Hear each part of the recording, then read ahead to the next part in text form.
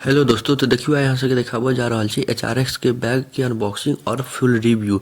ई bag हम Flipkart से मंगेलिए और हमारी 650 के पड़ल। तो चलो एक पन्नी में से निकाल लेलिए। ये HRX के तो लोगो छै। ठीक, आप देखे छी अंदर में की सब छै, कते की चेन सब छै। ई पहिल चेन है, आई में देखियो एते स्पेस छै ई चेन में। अब अपना सब चलू एक बंद कर दै छी। अब दोसर चेन पर चलै छी।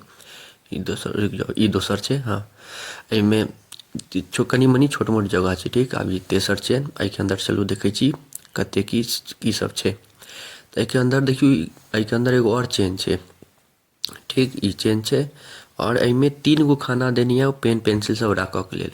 आई इम्हर बोतल राखऽ के जगह छै, ओहियो साइड से बोतल राखऽ के जगह दोनों साइड। एहि सबसे लास्ट चेन ये। इम्हर एहिमे चार्जरो देने छै। एकरा चलू साइड करै छी। आ एहिमे एते जगह सेहो छै। आ ई लास्ट में पीछा में सेहो चेन देने छै। एहिमे छै ओ बरसात के लेल कवर छै। तो ये ओहिके लेल कवर छै। और चार्जर देखेलू, अगर ओहिके बारे में अहाँ सबके जानऽ के यऽ तऽ अहाँ सब ब्लॉग हमर जाकऽ देख सकै छी।